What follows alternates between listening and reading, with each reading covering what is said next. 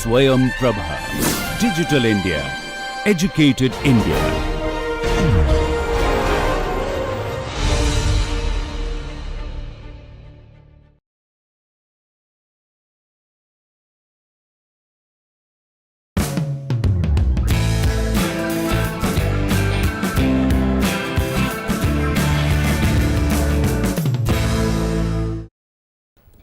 Okay, let's try to understand what actually we are trying to do. Okay, so we have been talking about the linearization of aircraft equations of motion, and after that I am also defining some derivatives, right. So let's say where in this aircraft design cycle this analysis fits. Okay, why we are doing this? I want to look at that briefly, and then we can proceed from what from where we left yesterday. So you are asked to design an aircraft, okay, given specifications, performance specifications, or other requirements. For example, you have to set 20 passengers, right. So accordingly you will start planning your geometry of the aircraft, right, and the weights you can calculate, and then you can look at some of the performance parameters, right. So after you have done all that, you have come down to a basic configuration, isn't it? So you have done a paper design of your aircraft. Of course, this will also require a lot of repetitions. Okay, so let's say we have sort of arrived at a configuration. Geometrically, I know, and other information like weight and inertia also we know. So we have one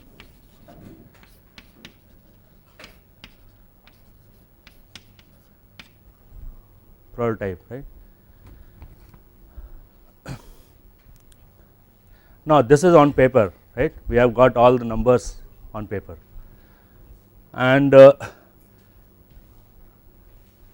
what we want to start looking from here, using whatever we have been doing so far, is how the aircraft is going to behave in motion, isn't it? And the performance of aircraft, or the behavior of aircraft in air, is going to actually depend upon the configuration and the aerodynamics around this configuration, right. So now after you have done this, either you build one scaled model and put it in the wind tunnel and compute or measure all the derivatives, right. That is a tedious task, isn't it? Finding out all the derivatives at all flying conditions. So you can from here you can build a scaled model, right, and then go for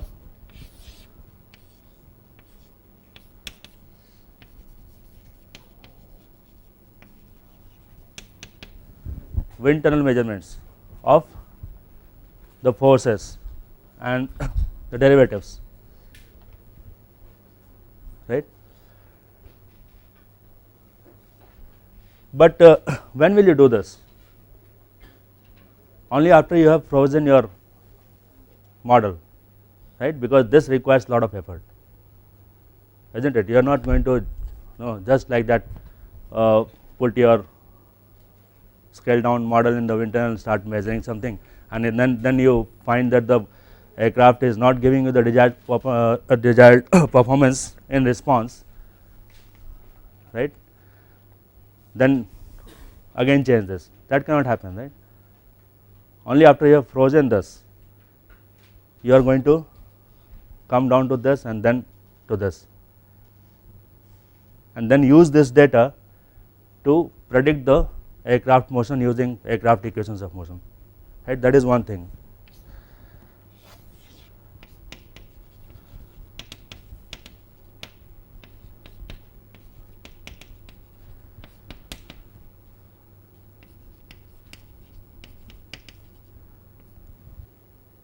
right. That is only when you have frozen your design,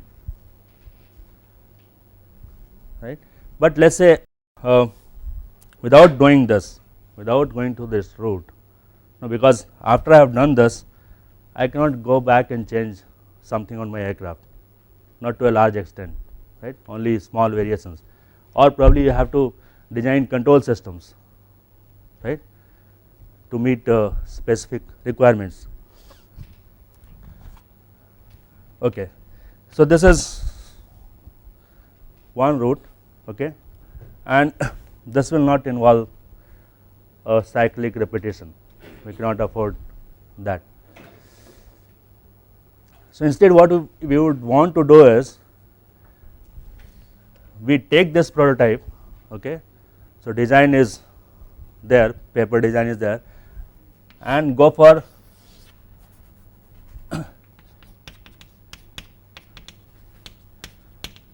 estimation of the derivatives or the forces, force, moment and their derivatives, right.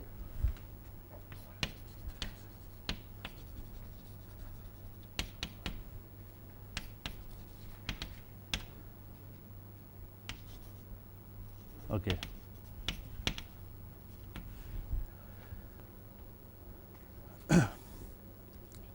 Afterwards, once we have done this, we can now use the linearized aircraft equations of motion and look at particular dynamic behavior. With respect to that, we can look at stability and the basically stability and after meeting the stability criteria, look at some of the performance objectives. For example, whether your aircraft is giving you a good flying or handling quality or not, right. So, after we have done this, now everything is on paper, right, paper, or you can use computer to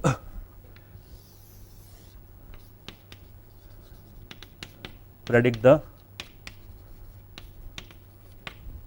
motion, and this will be using, okay.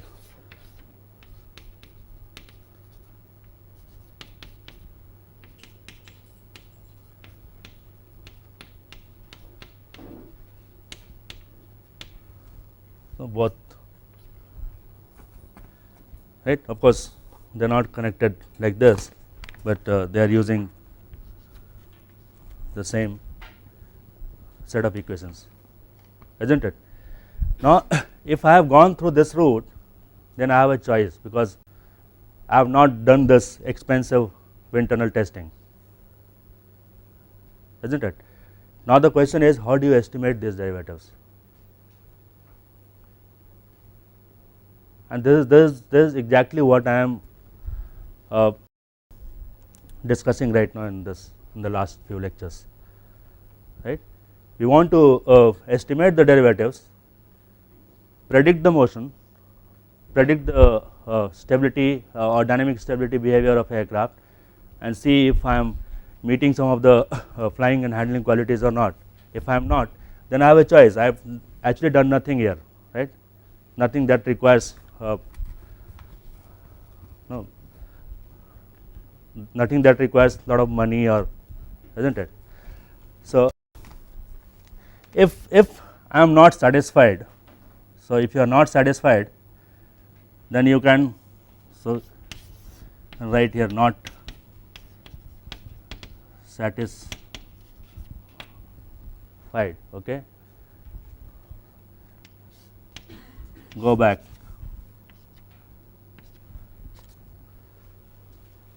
right.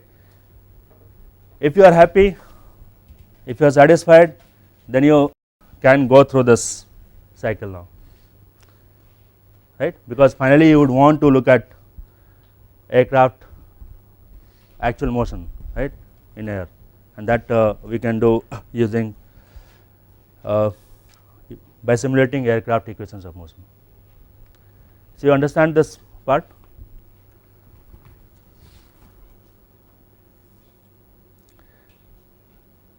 So, if you are satisfied, you can go from here to this point,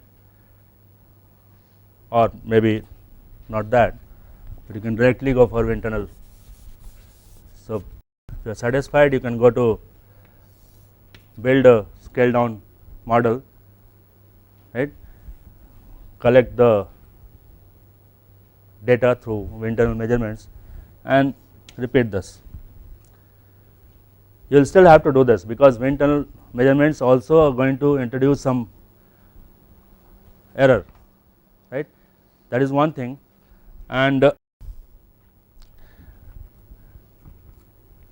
wind tunnel measurements will be for the scale down model, right. What here we are doing is we are looking at different components and trying to find the derivatives by adding the effect of contribution coming from different components. But if you are putting the scale down model in the wind tunnel, then you are measuring actual data, right.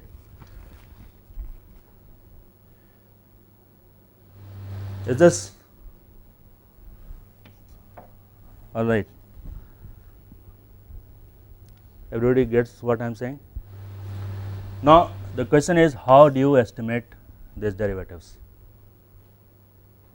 How do you go from this point to this point? And that is what we are addressing right now. That is the question that we are trying to address.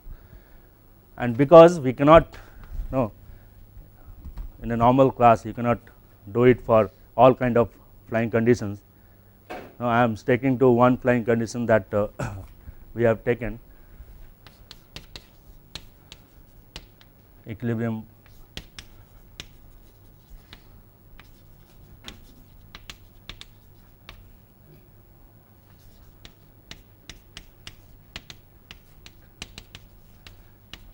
flying condition or equilibrium flying condition is, and this is one for example, okay, isn't it? I am doing this part only for one particular equilibrium flying condition. You may have to repeat it for several flying conditions.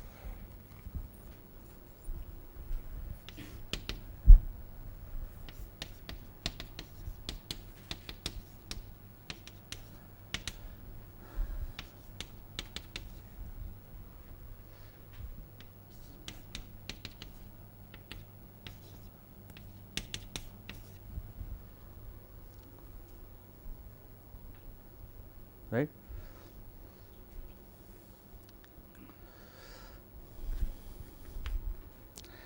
Okay, so yesterday we were looking at the derivatives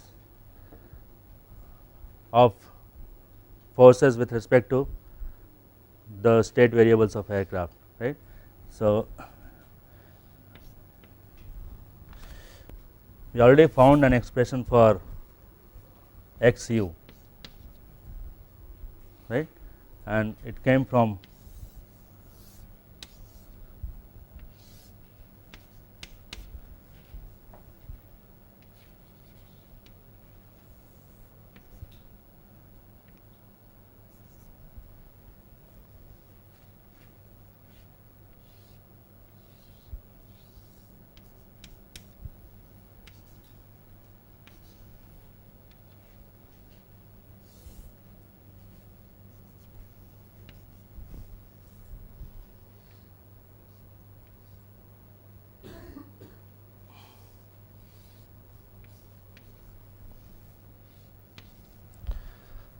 it came from this balance of forces.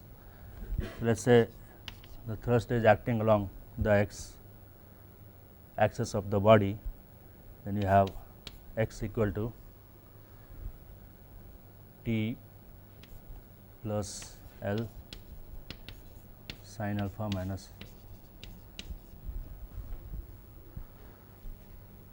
right. So, finally, we found if I include this thrust, okay, we can also keep this thrust separately. Okay. Right now, I am including this thrust in this x force. right. We have already separated the gravitational forces, right. I am not including that in this force because that is not changing aerodynamically, right. Thrust also we will have to see, right, whether it is changing with velocity or not, if it is, or angle of attack, right. If it is not, then we can drop this. So, we derived expression for x u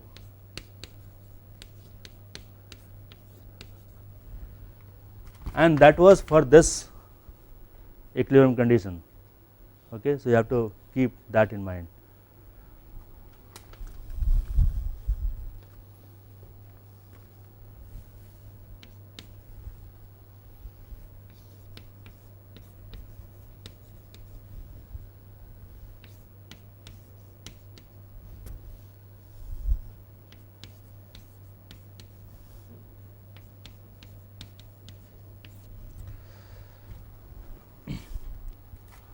Where CD u is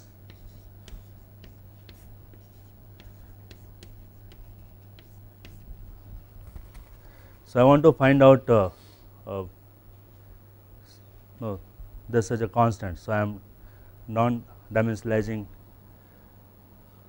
this derivative with respect to u over u naught, right. CD has no dimension and this will also have no dimension. So, we can find this as a constant.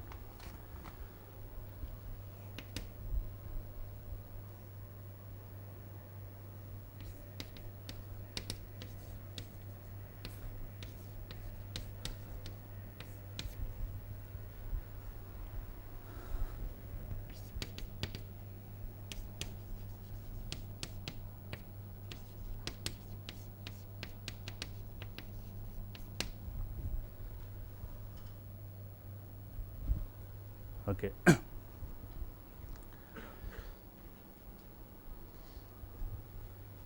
CTU is actually 0 for an aircraft powered by jet engines, right. We do not have thrust changing much with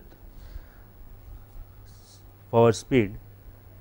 So, CTU is actually 0 for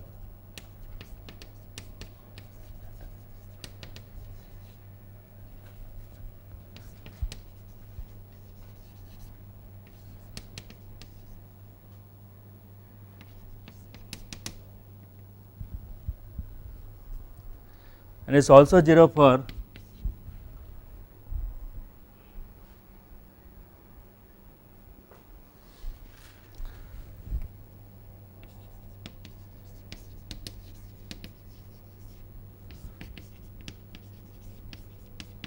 it's also 0 in gliding flight, right. You have switched off your engine or a glider will not, many gliders nowadays we have motor gliders which have engine also there, but there are gliders which are not powered, okay. Or your aircraft may be gliding, you have switched off your engine when you are trying to land your aircraft. So, CTU is going to be 0 in these two cases, and for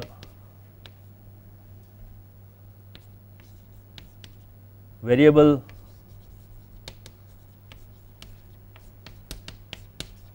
pitch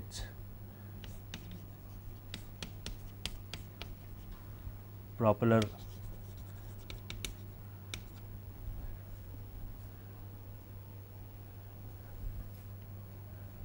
for aircraft with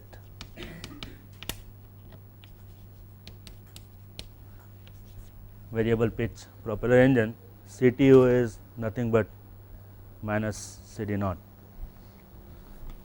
That is again an estimate, okay. It is only an estimate. If you want to get an accurate measurement, then you have to do a wind tunnel testing.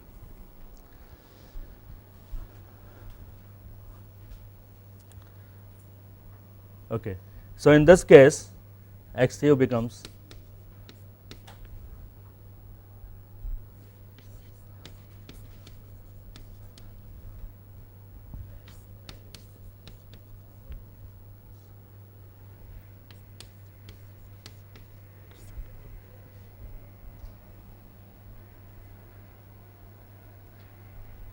what about this term?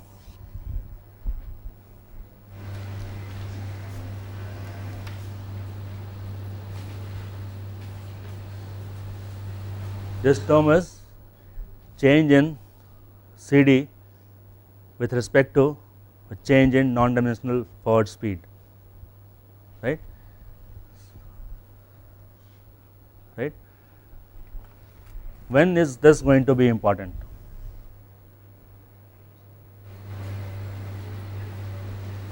Only for flight in the compressible range. Actually, it's going to be effective only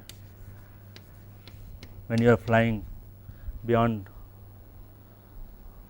Mach number 0.5. Okay. So, you have to remember that you have to actually include this in your equations when you, if you want to accurately predict the motion, right. So, you can never actually predict motion using this, no, 100% accurate, right, but you want to get a close estimate, a close prediction.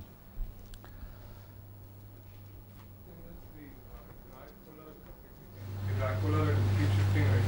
Yeah. So, even for lower velocities, it matters. Right? Why do we say only for Mach greater than 0.5 it's going to matter? But how is that happening? That will affect CDU. Yeah. As one symbol keeps increasing, Yeah. the CDU will keep decreasing. At least till a point. So, only in this part it becomes, only beyond Mach number 0.5 it becomes. No. So, I am not, remember I am not saying that if it is important you should not include it. Okay. If the aerodynamics is telling you that this number is significant at your flying condition, then you have to include it to predict your aircraft motion accurately.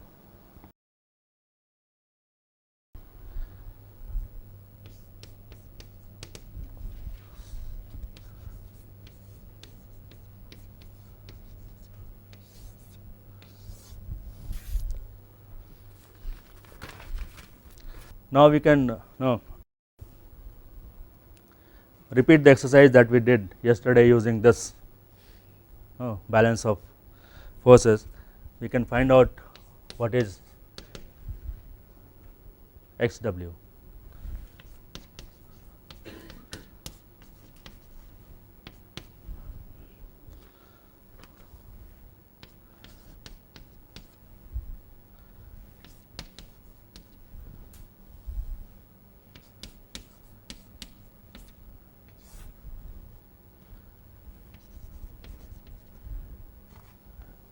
So, remember this 0 is the equilibrium flying condition. So, this CL naught is corresponding to that particular equilibrium flying condition, which is also alpha naught equal to 0, and Q naught is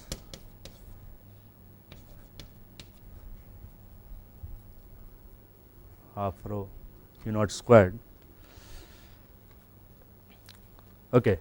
So, now let us try to write down the equation in the z direction, then we can find out the z derivatives.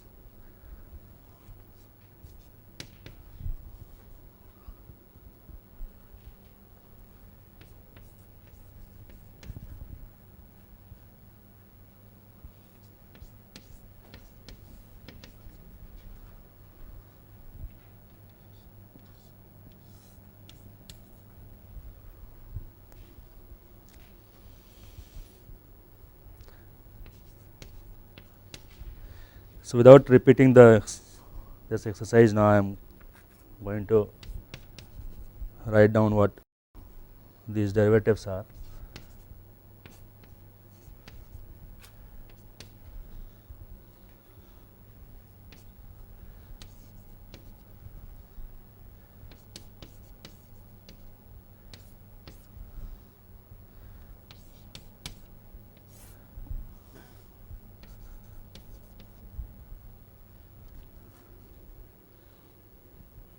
Actually, there is one more thing we could have done.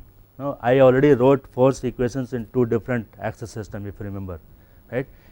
Now, you will think why I am doing this. If I had just written my force equations in the wind fixed axis system, I would not have really bothered about the derivative of z with respect to u, right. I would have only talked about CL and CD, isn't it, because there we do not see this notation.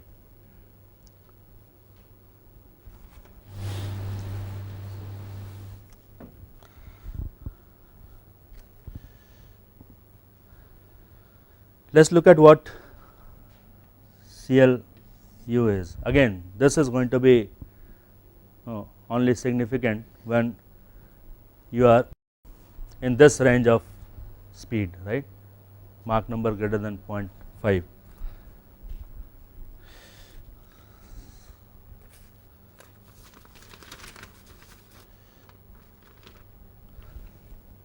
So, there is a formula given by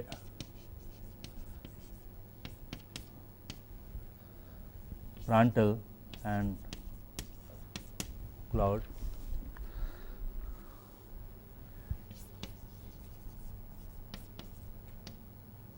to account for the compressibility correction, right.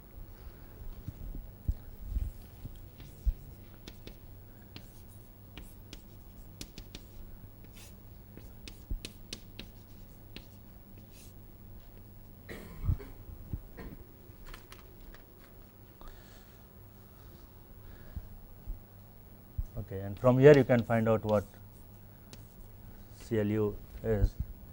CLU is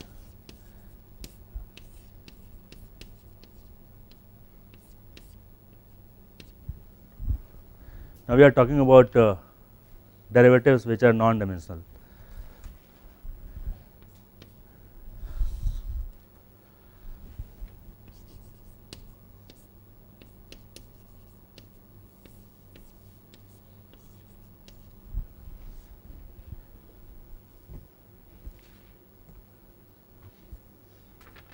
So, as I said, now each of these forces are going to depend upon each of the variables, right, U, V, W, P, Q, R. Now, it depends which flight regime you are designing your aircraft for, right. So, if you are designing your aircraft for supersonic speeds, then you have to see in supersonic speeds which are the derivatives which become important, right. Significant derivatives, you have to look at the magnitudes, right, and depending upon their relative magnitudes, you may want to keep them or you may want to drop them. But if I am doing a numerical simulation, I may just want to keep all of them, right, even if the effect is smallest, right. But if I am doing something analytically, I want a simpler model, and there I will only keep the significant terms, isn't it.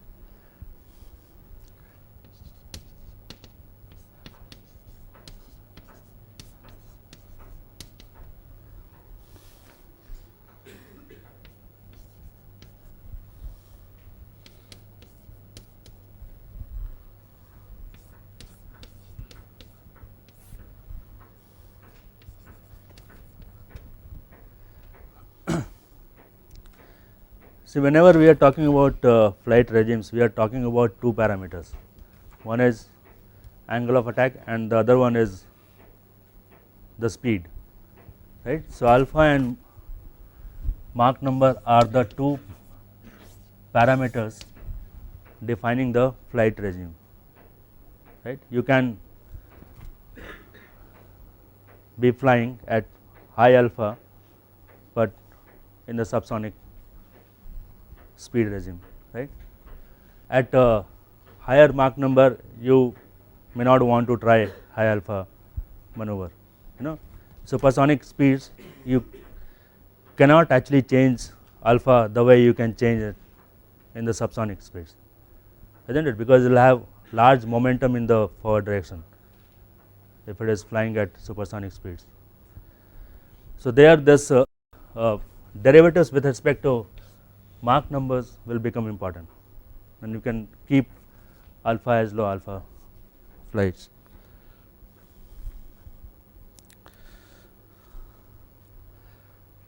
Okay.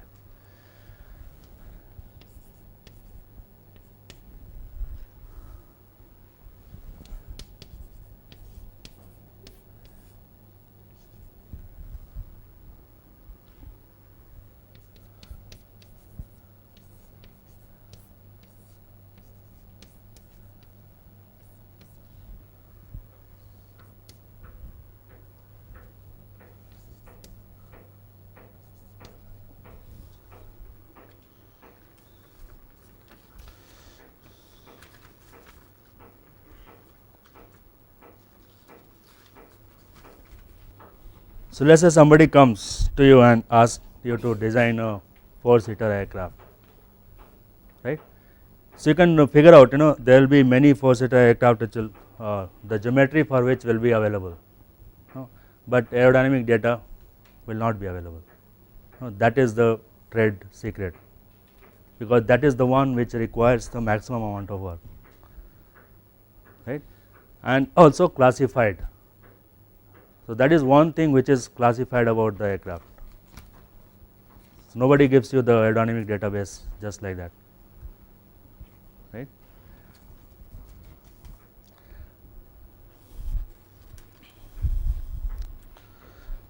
Okay. So I am going to look at some more derivatives, because it may not be possible to look at all of them. Let us look at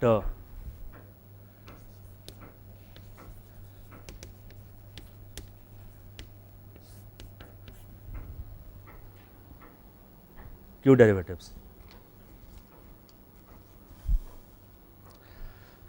Okay, so the aircraft is having a steady pitch rate, right, and now I want to find out how that is going to affect the forces and moment, right. So what I am interested in finding out is this,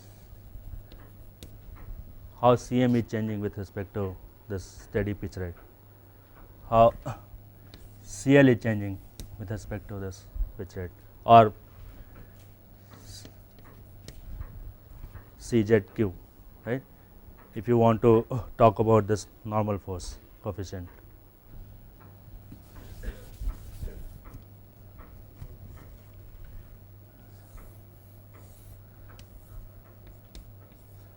So your aircraft is steadily pitching up, okay. So we will only include the significant parts, okay. We are only trying to get an estimate, right. So in general there will be contribution coming from other components also, right, but we are looking at major contributions.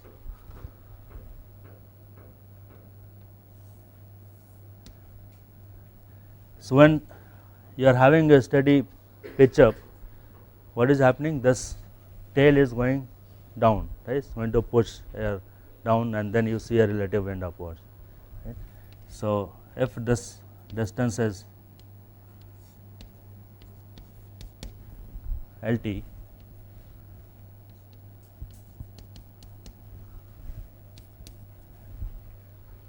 then this tail is going to see a upward wind, which is, so aircraft is flying at this forward speed, and then you see a steady pitch, right, and this can be around your equilibrium condition, right. We are talking about both flying equilibrium condition and also the perturbed flight condition, right. So this Q may just come from because of the from the perturbed condition, isn't it?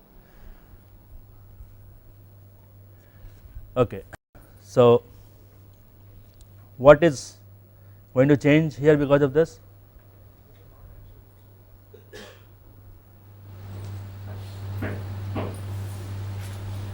Okay.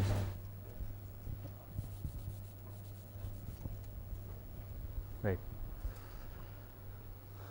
So, what is going to change here because of this W? The angle of attack. The angle of attack at the tail is going to change.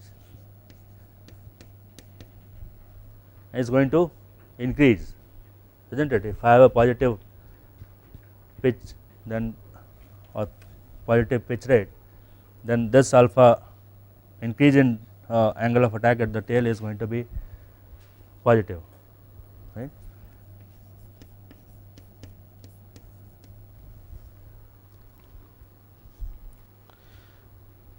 So, there is a change in overall lift of the airplane, and that is because of the change in lift at the tail due to this increase in angle of attack.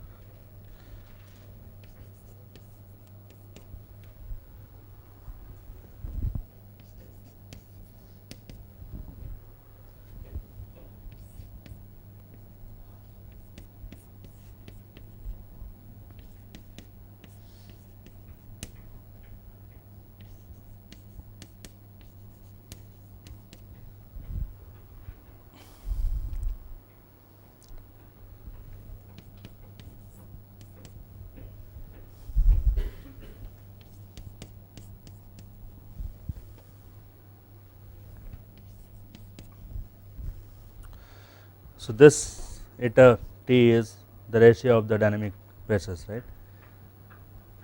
ST is the tail planform area, SW is the wing planform area, AT is the lift curve slope of the tail into this increase in angle of attack due to the pitch rate.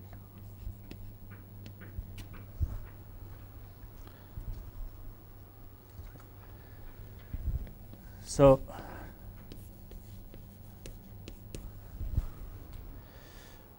the change in lift because of this pitch rate is eta T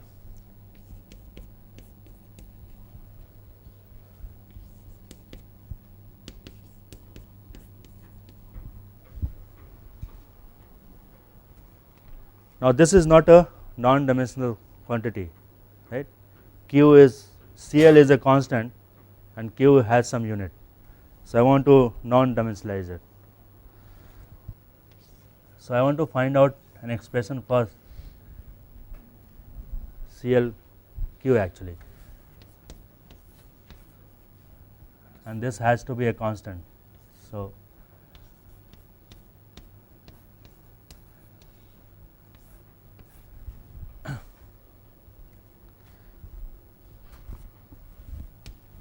now I am introducing some parameter which is CO C bar over 2 U naught, which will have the same, if you look at the unit of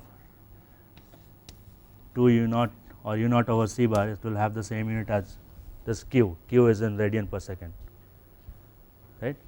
So, that is how you non-dimensionalize the rate derivatives.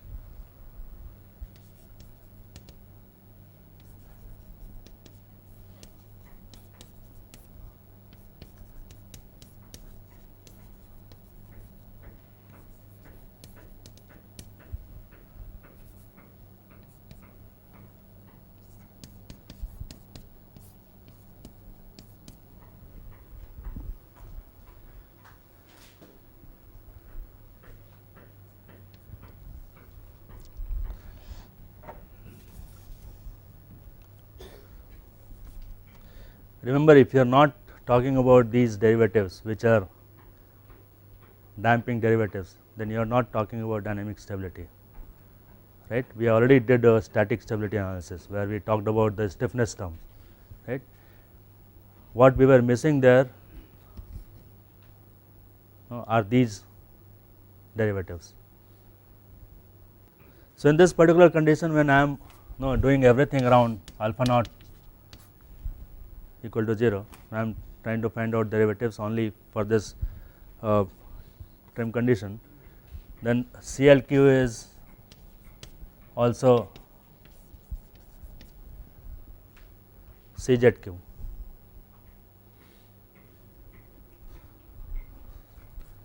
There should be a minus sign here because lift is acting upward and Z force is acting down, right.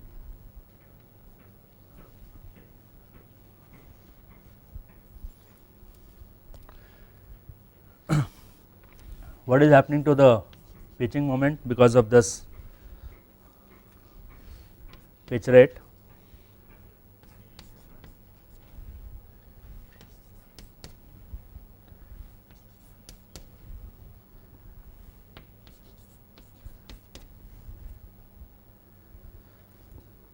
Right.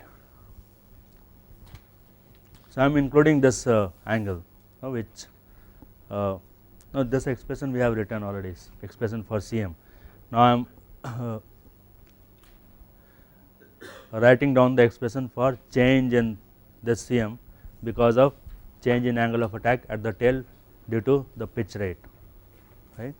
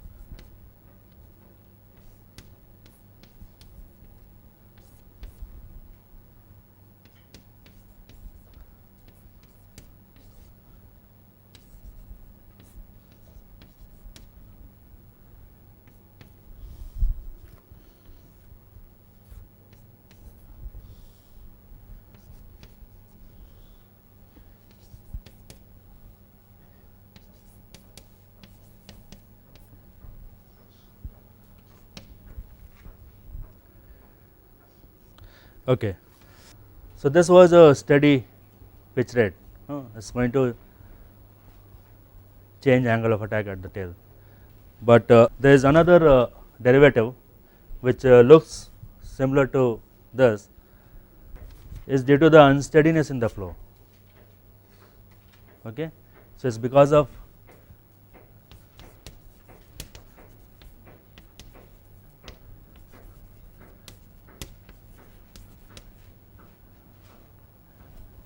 the rate of change of angle of attack.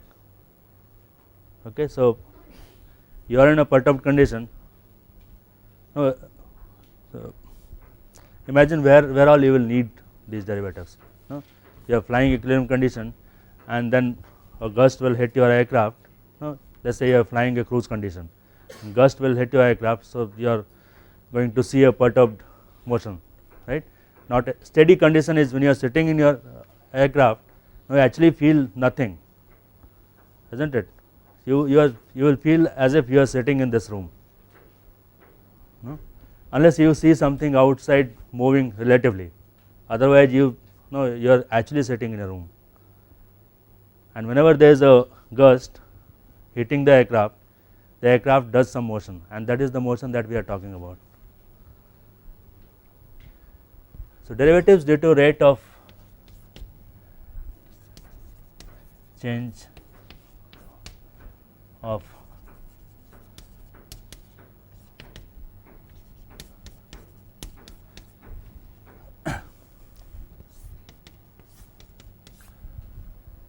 and this is primarily because of the unsteadiness in the flow. Okay. So, there is a change in angle of attack, rate of change of angle of attack is involved, and the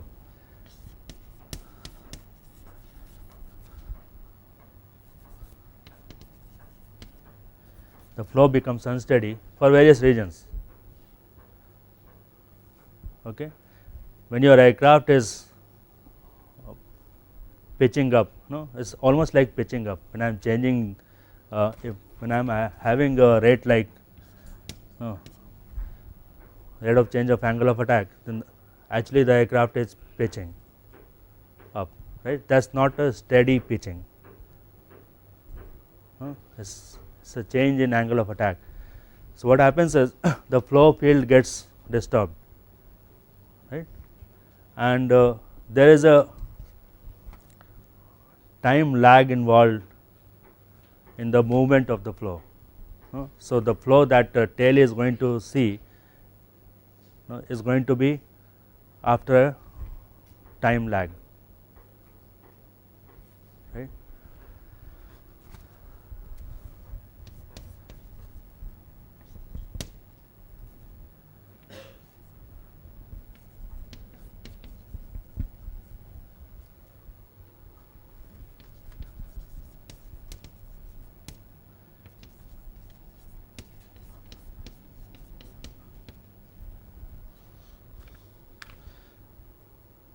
What this time lag does is it introduces a rate in the change of downwash angle with respect to time.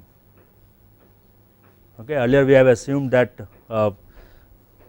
in steady conditions downwash angle is only going to depend upon the steady alpha, right, but because of this unsteadiness in the flow and due to this alpha dot, this downwash angle becomes a function of alpha, which is delayed.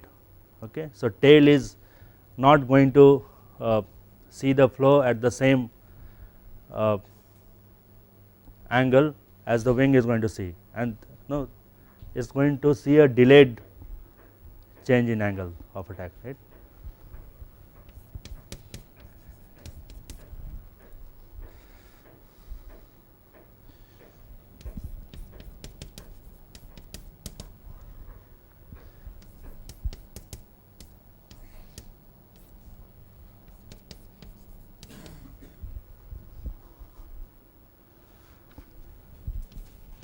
So, alpha at the tail is going to be a function of time now.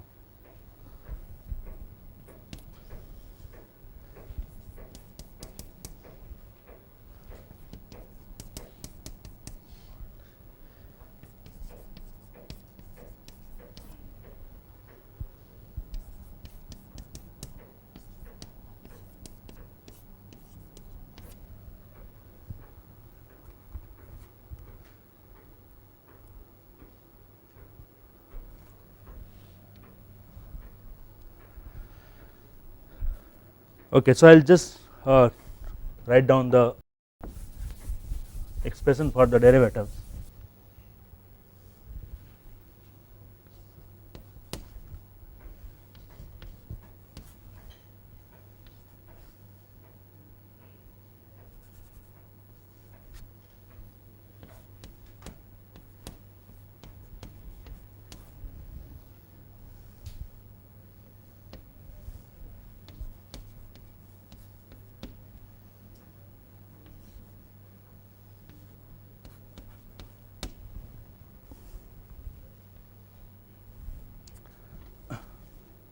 And this you can find out from this expression, right. So, it is going to be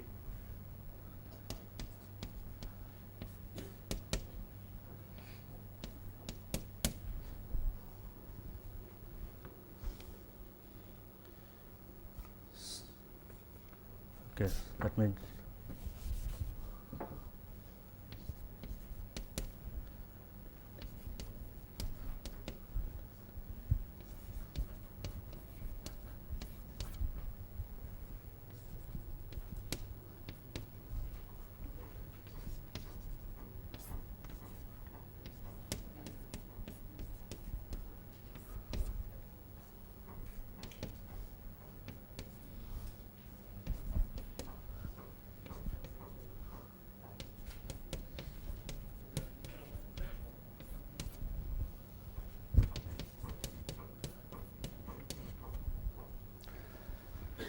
Okay. So, with this backdrop now I am going to move forward. Okay, I am not going to keep doing this. Okay. So, whatever we have done, the derivatives, there are some more derivatives. The physical explanation of arriving at any formula for those derivatives are given in the book. So, let us I would not go into describing all of them. I will assume that we are knowing how to find the expressions for them, right, and then move on from